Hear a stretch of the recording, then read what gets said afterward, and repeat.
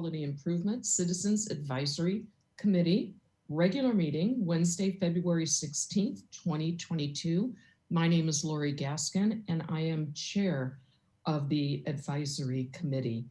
So I am calling the meeting to order, and I would ask Ms. Hollywood if you would conduct a roll call, please, for the members. Thank you, Chair Gaskin. Okay. Ms. Gaskin? Present. Ms. Owens? Present. Ms. Weber? Present. Ms. Silva? Present. Ms. Rizzo Santino? Ms. Heller?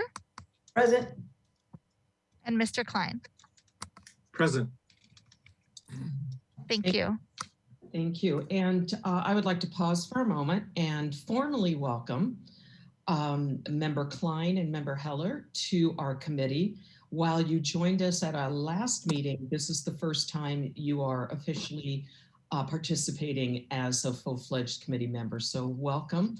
Welcome to our City Council liaison, Kristen Snedden, and to our guests and who will be making presentations from the Creeks Division, and to our audience. So thank you all very much for joining us. We have the approval of the minutes from December 15th, 2021. Is there a motion to approve? And you will need to identify yourself, please. Lee Heller, and I'll move approval. Thank you. Is there a second? Penny Owens here, and I'll second that. Thank you. Discussion on the minutes? Hearing none. All in favor, please unmute and say aye. Aye. Aye. Aye. Aye. Aye. Sorry, we'll have to do a roll call Okay, I'm vote. sorry. Roll That's call, okay. please. So Chair Gaskin, Aye. Ms. Owens, Aye. Ms. Weber, Aye. Ms. Silva, Aye. Ms. Heller, Aye. and Mr. Klein. Aye. Thank you. Thank you so much for reminding me about that. Cameron, are there any agenda adjustments? No adjustments, Madam Chair. Okay. We'll move on to public comment. And Ms. Hollywood, are there any public comment requests? We currently have no members of the public in attendance. Okay. Committee member and staff communication. I'll begin with committee members. Committee members, any comments or any remarks you would like to make at this time? Actually, I did have a question. I emailed the email on the website trying to get the business that I work for approved on as one of like the approved Creeks businesses, and I didn't get a response, and I emailed a few times. And our business is just looking to get more involved, so would love some information on that eventually. Thank you. And Cameron, can you follow up on that? Yes, we'll follow up. Thank Okay. you, Sophia. Both with Sophia and maybe with the website, whoever manages that. Yeah. Yes, thank you. Any other member communication, committee member? And staff member, Cameron, any communication? Yes, Madam Chair, I have two things, really invitations to the committee members as well as the general public. We have two ribbon cuttings coming up for projects, Creeks Division projects. The first one I'd like to mention is tomorrow, Thursday, February 17th from 2:30 to 3:30 at Bonnet Park. And the Creeks Division partnered with the Parks Division on park improvement and stormwater quality improvement project over at Bonnet Park. And so we're doing the ribbon cutting tomorrow afternoon. You're all invited to attend. There's no requirement that anybody attend. So it just, if it fits into your schedule and you'd like to come out and see the project. The only caveat that I'll say is that it's not a Creeks Committee meeting, so we're not allowed to talk about any Creeks Committee official business at the at the event. It's just kind of a celebration and an opportunity to check out the project. And then the second one is the phase 2 of the Arroyo Burrow Open Space Restoration Project. And that we just recently completed that project, and we're going to do a ribbon cutting in conjunction with the Public Works Department and their multi-use path that has been completed along Las Positas Road. And that ribbon cutting event will be 2 weeks from tomorrow, Thursday, March 3rd, from 8:30 to 9:30 in the morning. And we're going to convene right near the pedestrian bridge that was part of the Creeks Division project over Arroyo Burrow. And you're all welcome to be there and attend that as well. Thank you so much. I think I can make tomorrow's Bonet Park, so Oh, great. I hope to be there. Yes. Great. I'm hoping to be there as well. Excellent. Thank you. Sure. Okay, the next item is for action, and it's our 2022 subcommittee appointments. Cameron, will you be doing this? Yes. Thank you, Madam Chair. The Creeks Division has, we have the Creeks Advisory Committee, but we have two subcommittees that we're recommending for the upcoming year that we're looking to fill. The first is the Budget Subcommittee, and this is a standing committee. The subcommittee reviews the Creeks Division's budget proposal in pretty fine detail before it goes to the City Council and excuse me, before it goes to the full Creeks Committee and then to the City Council. So there are probably 2 to 3 meetings of this committee each year. Traditionally, we have had the chair of the committee, the vice chair of the committee, and the immediate past chair serve as the subcommittee members. We can only do 3 because it's otherwise we would have, that would be the full committee for Brown Act reasons. So Madam Chair, you get to appoint the committee members. Our recommendation would be to continue with that practice. Those are 3 people on the committee who are very familiar with our budget, and we'd recommend going forward with that. The second committee, I'll mention them both right now, and then the committee can move forward on them. The second committee is an ad hoc committee, which is our Education and Outreach Subcommittee. And the purpose of that committee is to guide the development of an updated public education plan. Creeks Division has a public outreach and education plan. We've traditionally updated it over long periods, say every 5 to 10 years. We want to move to update that annually, sort of like our water quality research and monitoring plan. And so we're looking for 3 subcommittee members for that subcommittee as well. The members from last year are Ana Risco Santino, Betsy Weber, and Sophia Silva. And the staff for that committee is Liz Smith. So I'll be looking for your direction, Madam Chair, on the membership of those 2 committees. Thank you very much. Okay, so let's begin with the budget, and that's pretty set with 2 of the 3 members, correct, Cameron? It doesn't have to be. That's just traditionally what we've done. Right. Is everyone comfortable with the chair and the vice chair serving on budget? Anyone uncomfortable? Hearing nothing. Hearing nothing? All sounds good. Okay, thank you, Sophia. And as Cameron said, the individuals on this are pretty seasoned members. Betsy, would you like to continue on this committee, or would you like to pass the baton? Would anyone like to serve on this? I'm more than happy to continue serving. But if others feel the desire to step in, I can do that as well. Would everyone feel comfortable with The three members being myself, Penny, Vice Chair, and then Betsy Weber for budget. Yes. Definitely. Great, thank you.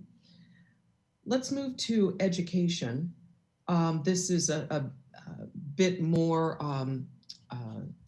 inclusive in terms of interests that people might have in this and the fact that it doesn't really have a tradition associated with it. Any new members or existing members would like to serve? I'm certainly looking for self-nominations. Sophia, you interested in staying on?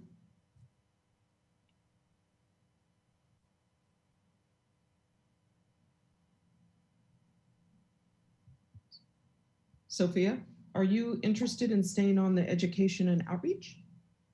Yes, okay. I see a hands up, which I'm assuming means yes.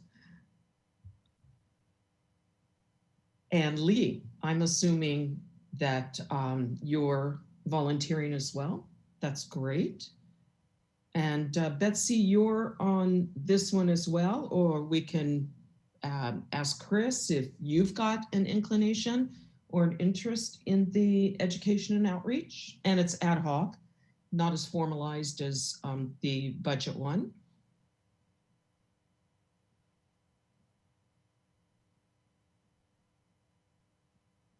Not hearing me.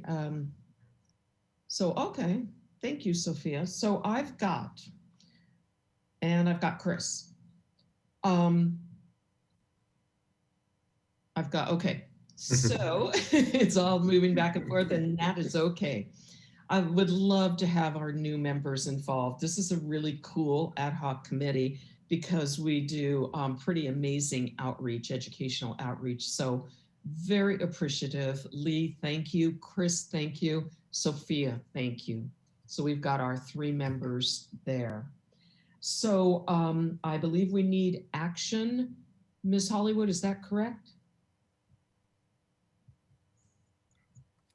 Yes, if you could, so the good news is I fixed it so you can turn your videos on. Figured that out. Wonderful, thank you. But in doing so, I am sorry to say I missed the budget subcommittee. No worries. Budget is myself, Penny Owens, and Betsy Weber. Okay, so same as. And yes, and carried over, yes. Education and outreach is Lee Heller. We can't unmute ourselves. Yeah. Okay. Jen, now we've got video, but we don't have audio from everybody. Okay, let me go to the same place.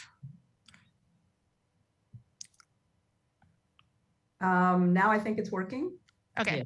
Okay, it was a couple of dodgy minutes there. I'm sorry. Thank you so much. That's why we were all silent and just waving our hands. It's unfortunate that the second Zoom meeting is ending up having more issues than our first one went. Yeah, exactly. But okay, and the subcommittees are appointed by the chair, so we don't need to vote on those. Okay. So then I'm appointing for education and outreach, Chris Klein, Lee Heller, and Sophia Silva. Thank you very much. I was wondering why you guys are raising your hands and not just, verbalizing, but I get it now. Thank you. Great improvisation for everybody raising your hands to volunteer, and congratulations on winning our live auction tonight. You guys. Yeah, that was a fundraiser, right?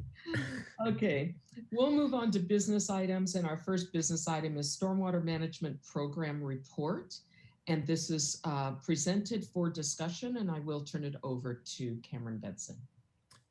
Thank you, Madam Chair. I'd like to introduce Jim Rumbley, a project planner with the Creeks Division. Jim is responsible for, he takes on a huge responsibility for the city in administering the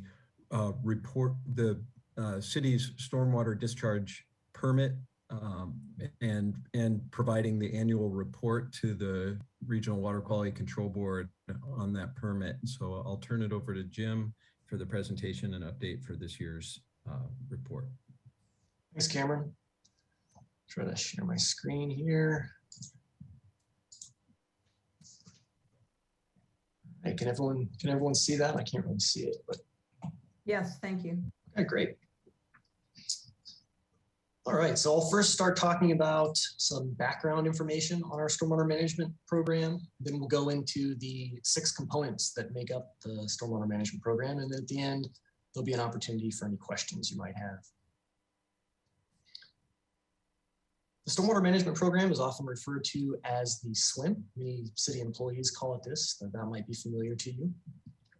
Following the SWIMP policies and rules detailed by the state and the city's general permit allows the discharge by the city of stormwater to the creeks and ocean. The Creeks Division provides overall coordination of the stormwater management program. However, all city employees are responsible for making sure that the policies and rules are followed. There's 6 primary components of the SWIMP. We have construction runoff control, illicit discharge detection and elimination, outreach, post-construction, water quality monitoring, and our newest component, our upcoming newest component, trash capture. We'll go over each of these 6 in a little bit greater detail. First, we have construction runoff control. This is primarily within the purview of our Building and Safety Division. All projects requesting a building permit that are disturbing the ground need an erosion and sediment control plan that's reviewed by staff. These plans just identify where erosion and sediment control measures will be installed. So basically it's trying to keep sediment on site during a storm. Last fiscal year, building and safety staff reviewed 390 erosion and sediment control plans, and building inspectors performed 710 inspections of sites with these erosion and sediment control plans. Building and safety staff are also responsible for keeping detailed inspection records and an inventory of all projects with issued building permits that have these erosion and sediment control plans.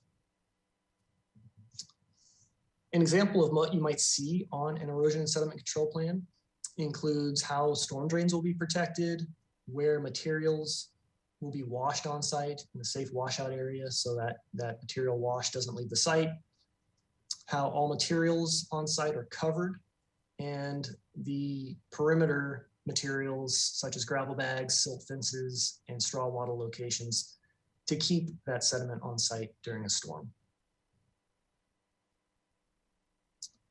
The next component we'll talk about is the illicit discharge detection and elimination.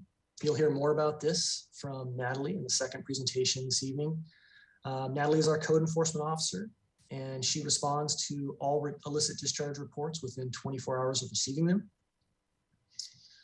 We also train all city field staff each year on what an illicit discharge is and what to do when they observe one. It's really important that our field staff recognize this. We rely on them for many of the reports that we receive. Last fiscal year, we received 116 illicit discharge reports. We also have a contract to remove trash from the city's waterways. Last year, our contractor removed 112,000 pounds of trash. Here's a couple examples of illicit discharges that we've had recently. These are more egregious than the ones that we typically see. The most common call is just washing, wash water entering the street and the storm drain. On the left, you have some engine oil that was spilled, and on the right is a heavily sedimented discharge from a construction site. I mentioned the cleanup contract that we have. Here's just an example of a couple of the encampments that our contractor sees and cleans. A significant proportion of that 112,000 pounds of trash that was removed is from encampments. Our next component is outreach. We have a outreach coordinator, Liz Smith, that implements education outreach related to improving creek and ocean water quality. This includes giving presentations in schools about water quality and coordinating volunteer opportunities like creek and beach cleanups. We also hold a Creek Week each year, typically in September. Last year, the Creek Week events included restoration site tours and a presentation on microplastics in stormwater. Our outreach coordinator is also coordinating a media campaign, the one we're doing right now, TikTok inspired, we're all the solution to water pollution. You might have seen some of the commercials for this campaign with a real catchy jingle. And here's an example of the current MTD bus advertisement for we're all the solution to water pollution. Post-construction is our next component. This is the component of the program that I spend most of my time on. You can think of post-construction requirements as the ongoing treatment of stormwater after a construction project is completed. So for projects that propose new and replaced impervious area and a building permit in the city, they'll have some type of post-construction requirements. Some examples of treatment methods for stormwater are permeable pavers, porous concrete, bioswales, bioretention systems, and retention basins. We'll talk about each of these in a little bit greater detail in a second.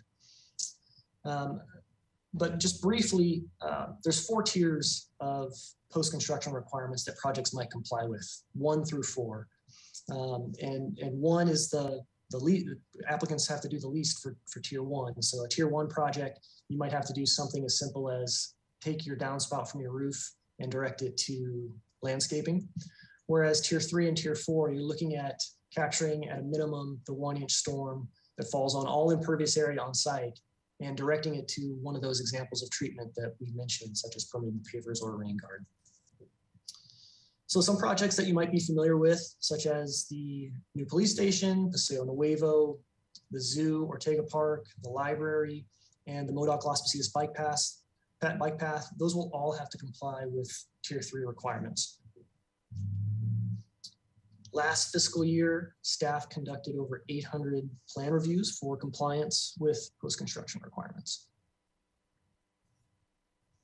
Recently, our post-construction requirements were revised.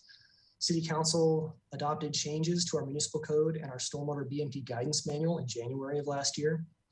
These changes resulted in a more flexible, equitable, and effective program while ensuring that the city still complies with our general permit. One important change is that now tiers are only dependent on the amount of new and replaced impervious area proposed. This greatly simplifies the tier determination process. Previously, it was dependent on where your project was located, what type of review your project required, and the amount of new and replaced impervious area. Also, stormwater infiltration is now required for projects in the tier 2, 3, and 4 categories. Also, tier 3 projects have to treat 95% of all impervious area as opposed to 100% before. And the reason for this is that on many projects, the last 5% of impervious area can be really difficult to direct towards those stormwater treatment measures, such as permeable pavement and rain gardens. It can be really expensive for little water quality benefit. Also, we have this new tier 4. This is for very large projects. So projects proposing more than 15,000 square feet of new and redeveloped impervious area. They're going to have additional retention requirements. So here's an example of some of these BMP treatment measures that we see. Permeable pavers are very common. On the left, that's a hydroflow permeable paver where stormwater actually percolates through the paver itself, as opposed to what you see on the right, where stormwater flows around the paver through a gravel-filled joint. Here's permeable concrete. The photo on the left, you see just regular concrete in the foreground and permeable concrete in the background. The difference between the two is that with permeable concrete, there's less fines, so less to no sand, and it creates more void space and allows the stormwater to percolate down through the concrete into the ground. Similarly, with porous asphalt, there's less fines and the water is able to just percolate readily through the permeable asphalt. Here's an example of a retention basin. We typically see these on very large sites that have lots of room, and the water from their impervious area will flow into this pond, this basin, and it slowly fills up, and over time it percolates into the ground, and any stormwater that exceeds the requirement to be stored can flow out through this overflow that you see on the right. Here's some bioretention planters. We typically see these bioretention planters on sites that are really space challenged. And the roof water will flow into these planters. It percolates through about 2 inches of soil media and 12 inches of gravel. And then it either flows out through an under drain if infiltration isn't feasible on site, or it just infiltrates into the ground. An example of a bioswale. Again, we see these on parcels that have plenty of space. You need about 100 feet and about 10 minutes of residence time in a bioswale to get adequate treatment. And you notice these little rock wall structures here in the bioswale. We call those check dams. Those check dams slow the water down and add residency time, and it allows water to percolate and get a little more infiltration. The next component is water quality monitoring. We have a water quality research coordinator, Dr. Jill Murray, that prepares a research and monitoring plan each year. This includes dry weather sampling of outfalls, or think of the outfalls as the end of the pipe where the storm drains meet the creek. We do monitoring of impaired or polluted water bodies for bacteria and toxicity. Currently, the Water Board considers all of our main creeks to be impaired water bodies. The plan also includes pollutant load modeling to determine what type of reduction in pollutants the program has achieved over time. And our upcoming component, trash capture, this is going to be something we'll have to comply with once our new permit is adopted. We'll have until 2030 to fully implement trash capture. And what this means is, so the city has these priority areas. They're all bus stops, commercial, industrial, mixed use, and high density residential areas where we'll have to capture trash that's 5 millimeters or greater. So we have a map with all these priority areas. And you might be thinking, how will we do this? Well, there's a couple of approved options so far. And here's the 2 options. We have a CDS unit on the left. That's a continuous deflective separation unit.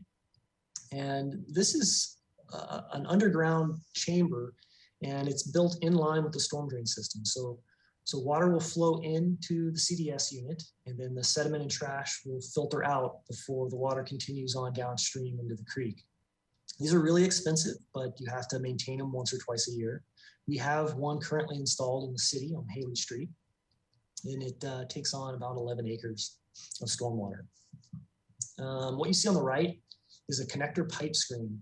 So we're looking inside a catch basin, and the way these work is water flows into that catch basin, and the trash can't make it through that mesh screen that's covering the outlet pipe. So the trash and the sediment stays in the catch basin. While these are pretty cheap, you know, they're about $1,000 to install. The maintenance on them will be pretty frequent. So think of all the catch basins in the city. There's quite a few, and you're going to need a Vactor truck to go in there and Vactor that catch basin out frequently. So you have a trade-off. You have an expensive upfront cost with your CDS unit, but lower maintenance costs, and then you have lower initial costs with the connector pipe screen, but higher maintenance costs. So we've got to figure out what works best for the city. Each year, we have to submit an annual report to the city through the state's website. The Creeks Division compiles all of the summaries it receives from the city departments to produce this annual report. Our most recent annual report was submitted electronically in October of last year. Our next annual report is due on October 15th. We'll continue to comply with our existing 5-year permit, which was adopted by the Water Board in February of 2013. We're currently in year 9. However, we do have a new permit that is estimated to be adopted in late 2022, so this year. So that's all I have about the stormwater management program. If you do have any questions, I'm happy to answer those for you. Thank you so very much, Jim. That was really great overview. And we appreciate getting a kind of 40,000 foot view of what you're responsible for and how you go about it. So committee members, are there any questions of Jim? Any thoughts, comments, questions? No, thank you for that very thorough overview. I really learned a lot. My pleasure. Jim, I do have a question. This is Chris Klein, committee member. You talked about code compliance related to construction. I wonder if you could explain briefly what happens when somebody breaks a rule and are found to do so either once or maybe consistently, and are there fines involved, or what's the accountability for folks not following the rules? Yeah, sure. Good question. So my role is to review the plans for compliance with our requirements. And then our building and safety inspectors make sure that it's installed per plan on site. So before the building permit gets signed off, the applicants have to demonstrate compliance. You know, whatever's on the plans has to get built. And then afterwards, the owners of the property are responsible for maintaining those improvements in perpetuity. So, you know, we do inspections to make sure that the BMPs, the permeable pavers, the stormwater basins are working properly and being properly maintained. So there is some follow through on our part. And potentially, if these aren't being maintained, we could take enforcement action. In our municipal code, there is a provision for enforcement.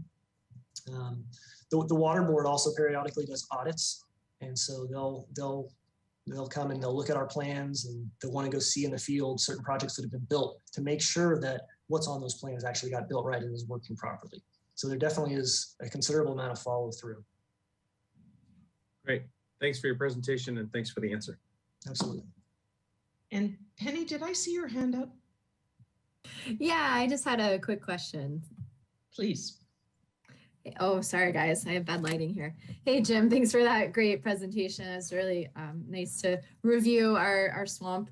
I just had a quick question about, I know that trash free by 2030 initiatives coming down the line. And you mentioned that CDS unit was quite expensive, but I didn't catch what the price was because you said the cheaper option was like about $1,000. Yeah, those CDS units, I think they vary in size. You can get some smaller ones, makes sense. bigger ones, but about $250,000, about 250,000 for some of them. They're not cheap. No, that's not. It's a major construction project to install one of those. Wow, they don't just go in that storm drain. Yeah, I mean you're digging up the street typically, and then you're placing it. It's really deep. The one on Haley is probably 20 plus feet deep. Wow. And where is it on Haley? I just was curious because that's my hood. It's between Brinkerhoff and Bath Street on Haley. Okay, so over on the west side. Brinkerhoff and De La Vina. Between Brinkerhoff and De La Vina. Okay, De La Vina. Interesting. Cool. Well, that would probably pick up, and that's pretty close to the creek there too. That makes sense to have it. Yeah, it's right before it goes into the creek. Right on. Cool. Thanks for that. Yeah, and thanks for the great overview. That was just no problem. And Jim, I just had one quick question following on the heels of Penny's. The trash capture program, who identified the priority areas? How did those get identified? Yeah, Creeks Division staff identified them based on the description of what was required to comply in our general permit. Got it. Yeah, okay. It was a very, very detailed description of what sites qualify. And it's basically those areas that I listed, the commercial areas, the industrial areas, the high density areas. So it's a lot of downtown and all bus stops as well. So we've got a map, if you're interested in seeing it, that we had to submit to the water board. No, that's okay. I was just curious. Thank you. Okay. Well, thank you again. Madam Chair, if I could just add one thing to clarify, I should have said this in the beginning. Jim's referred to the permit. I referred to the permit when I was introducing him. This is a permit under the Federal Clean Water Act, and all cities of our size are required to have this type of permit to be able to discharge runoff water from the city, stormwater from the city into the creeks and into the ocean. And so all of the requirements Jim mentioned are requirements of that permit under the Clean Water Act. And a lot of people don't know that, so I just wanted to clarify that. Thank you very much. We appreciate that. Okay, thank you, Jim. The next report, Water Quality Code Enforcement Program Update. Cameron. Thank you, Madam Chair. I'd like to introduce Natalie Tees. She's the Creeks Division Code Enforcement Officer. This will be her first opportunity to give a presentation to the committee, and she's going to give a presentation on the Water Quality Enforcement Program update. As the code enforcement officer, Ms. Teese's responsibilities include all of the water quality code enforcement, as well as the monitoring that the Creeks Division does of creek and ocean water quality under our research and monitoring program. So I will turn it over to Ms. Teese. Thank you. Thanks, Cameron and Chair Gaskin, committee members. Let me share my screen here.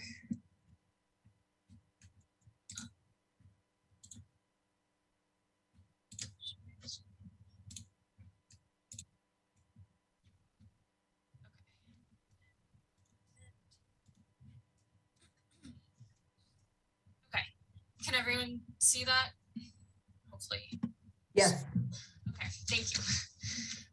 So like Cameron said, I'm the new-ish Creeks Code Enforcement Officer. My role... Natalie, I'm sorry. Could you maybe speak closer to your speaker or? Yeah. I wonder if it's trying to pick up my... Yeah, your sound is a little attenuated. Can you hear me better from yes. Okay, yes. It's probably picking up this. I'll just put on the headset. Okay, can you hear me a little bit better? Much this is better. wonderful. Thank you. Okay, so like Cameron said, I'm the new Creeks Code Enforcement Officer. My role here is primarily to enforce the city's municipal code as it pertains to water quality. So the primary sections of the municipal code regarding water quality are 145620 and 145630. 145620 pertains to water quality sort of directly in the water courses, and 145630 pertains to discharges in the storm system as a whole. So often pollutants that we see entering the storm system in the streets and storm drains. Some common examples of that are wash water, automotive fluid, human and animal waste, and we'll get to more examples of these later on. So there are two main ways that city goers can submit pollution reports. We have the water pollution hotline, which I monitor during our regular business hours. And we have the an online form that can be submitted at sbcreeks.com. And the goal is to investigate all those reports as soon as possible so that we can, we're able to observe the pollution as it's occurring. And in fiscal year 21, we had 100% same day response rate. So here's a breakdown of our main reporting sources. I included our current fiscal year, FY22, in the next few slides of data since we're more than halfway through the fiscal year now, but I wanted to note that it might not match up exactly with the trends of the last few years since we're only halfway through. But as you can see, over the 12 years prior to fiscal year 21, reports came in relatively evenly across Creeks Division staff, other city staff, and residents, with the fewest amount coming in from outside agency staff. And if I had to hypothesize why FY21 looks a little different from the trends, I would say the jump in residential reporting is due to more residents being at home during the pandemic, but just a guess. And this is an overview of our total reports. As you can see, only about 20 to 40% on average of our total reports actually result in a notice of violation, NOV. And over the past 4 years, we haven't had to issue any citations.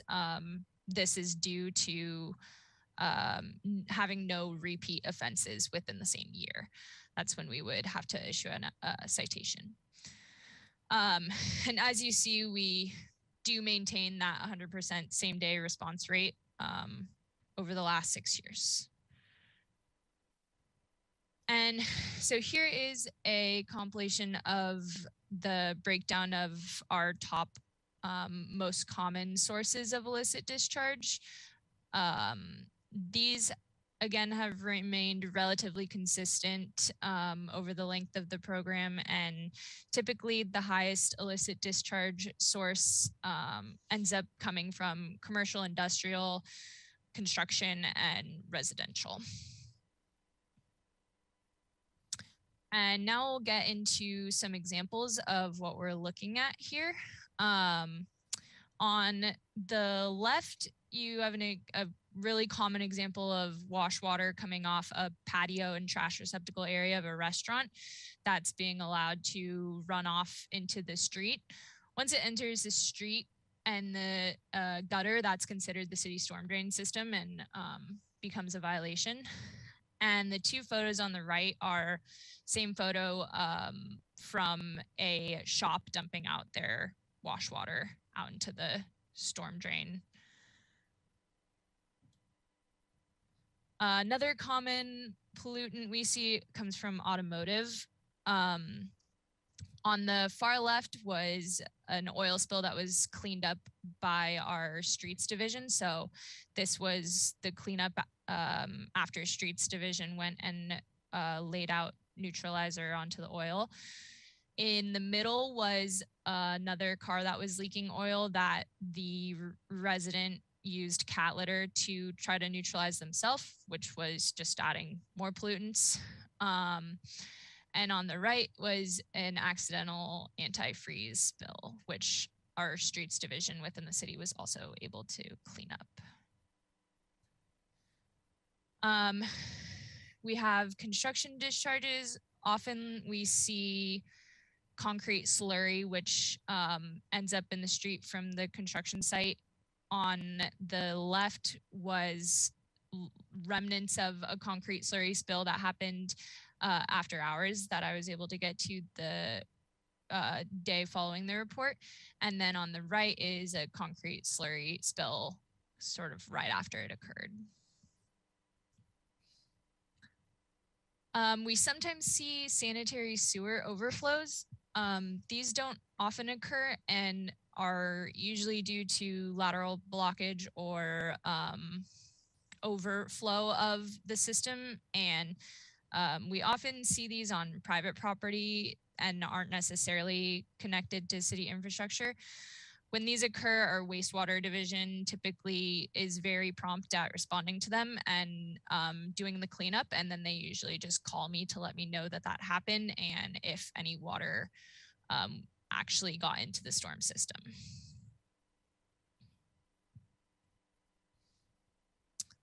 Another big contributor to water pollution is illegal dumping and pollution from illegal encampments. Both dumping sites and encampments are usually discovered by Creeks Division staff or from our Creeks contractor. We do sometimes receive reports from residents through the city's general encampment and individuals in need reporting link. However, enforcement is a little bit more difficult in these situations because we are rarely able to find the person responsible for the dumping. We have several so-called hotspots where we conduct cleanups at least twice a month. These areas include many spots along the downtown corridor of Mission Creek, Sycamore Creek along the east side, and Arroyo Burrow around State Street and State Street down to Modoc. So the following handful of slides are some photos of what many encampment sites look like and how the litter and waste pretty easily gets into the creek. The photo on the left was from an encampment that was up on the bank and had all of their waste getting down into the creek. And then the photo on the right is from above. They're right on the top of the bank as well. On the left is a shot of an encampment near Carrillo Street. And on the right, this was right by the creek near Montecito Street. The left photo is an encampment near Hitchcock Road, near the confluence of San Roque Creek and Arroyo Burro Creek. And on the right is litter that had accumulated from an encampment near Modoc Road. Creek staff can often encounter hazards while out in the field, whether that's just talking to individuals or things that we come across out in the field. On the left is an animal trap, and the right you have drug paraphernalia. And often dumping is not associated with illegal encampments and is found just left or tossed in and around the creeks. On the left, this is at Islay Street and is a very common dumping spot just right next to the creek. And the photo on the right is within Mission Creek. We often see trash bags full of things and appliances and furniture left behind.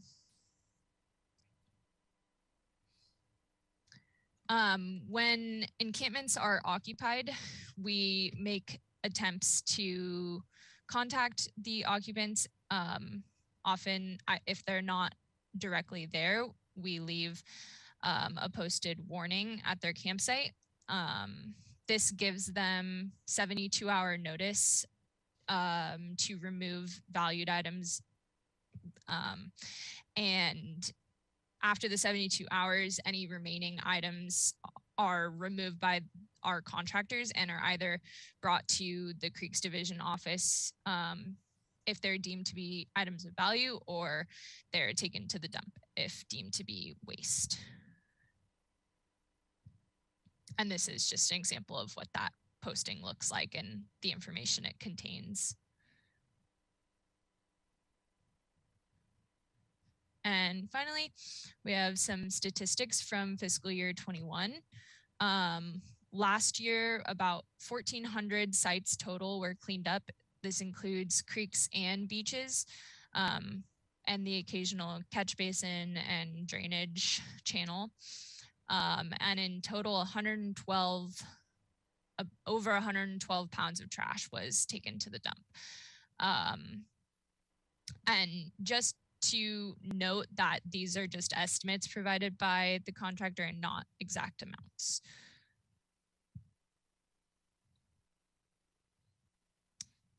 And with that, I'd just like to thank everyone for your time and attention, and open it up to any questions anyone might have.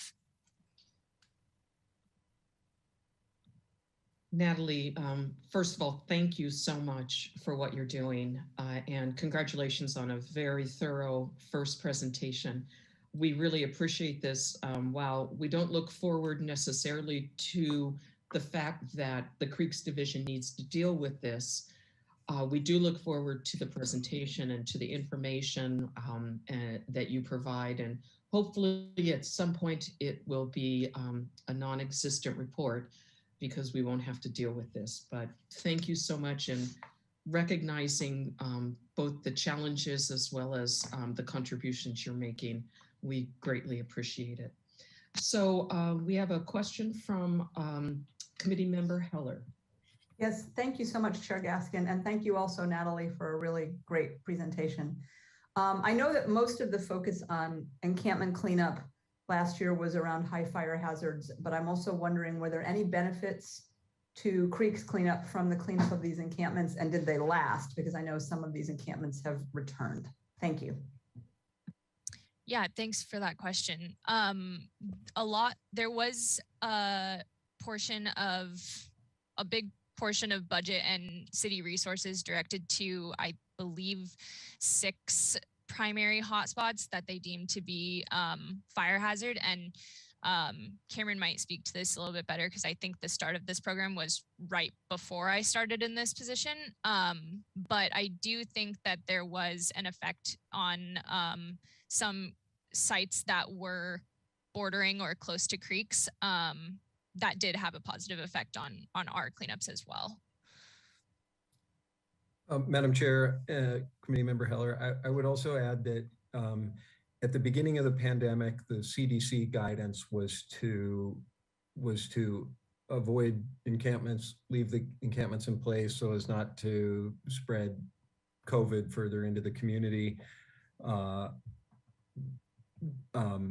Over the course of the pandemic, the Creeks Division worked very closely with the City Attorney's Office, working on and the fire department for the high fire hazard areas, but also to avoid contamination of the water in the creeks and during rain events that would potentially contaminate the beaches, and we would create another public health hazard that way. So with regard to any kind of cleanups within the creek channel, particularly when rain is imminent, we notice those with a 24-hour notice. We're always watching the forecast. We'll notice those with a 24-hour notice, or if rain is really imminent, we will remove things from the creek channel right away. So along with the high fire hazard areas, water quality in the creeks and beaches was also a consideration for the city in advancing those kind of cleanups more quickly.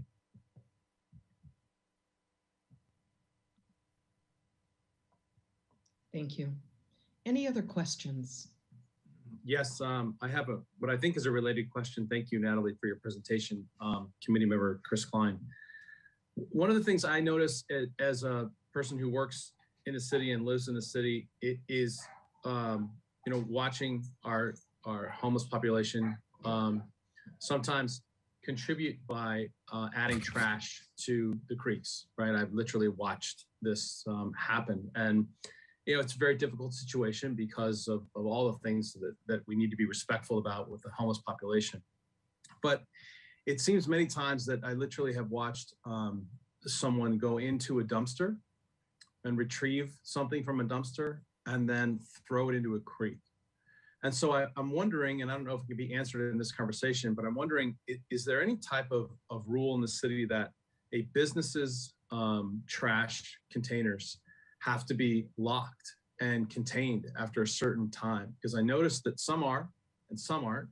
And I noticed literally direct correlation between an open or available open, trash container of some size and items from that literally finding their way into the creek.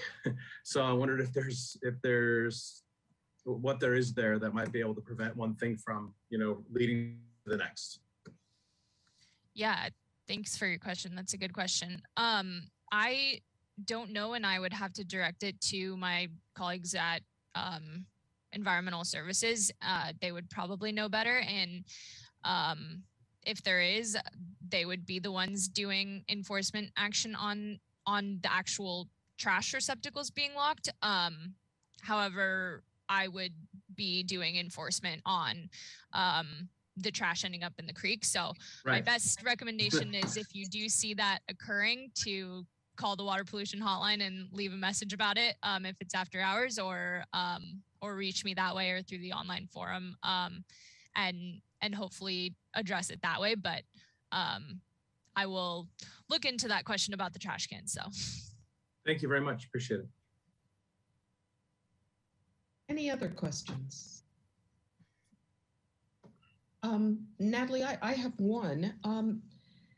When you are engaged in enforcement with residents or small businesses, the like, how are you received? How's the message received by those who perhaps are accidentally discharging or maybe intentionally discharging? Yeah, Thanks, Madam Chair, for that question. I like that question because sometimes it is very well received from people who do care about water quality and might just be uninformed. I would say in my experience over the last 6 months in this role, I see that more often than not, people just not knowing and using the opportunity as an educational opportunity. There are, however, a handful of people that feel that what they're doing is not contributing to water pollution, and people often try to blame it on something else, or say, hey, look at this bigger problem. What I'm doing is so small. So I do see a mix, but I think most of the time people are pretty receptive to the feedback and want to use it for education, especially restaurant owners and businesses that that just might not have the proper employee education versus an individual. Well, thank you. And once again, your work is so critically important, and it represents the city's commitment. So thank you so much. Yeah, thank you. Great job. Let's see, I believe that's it then. And so the last item of business is adjournment, and we will see you at our next meeting. Thank you all very much. Thank you. Good night. Thank you. Thank you, everybody. Thank you.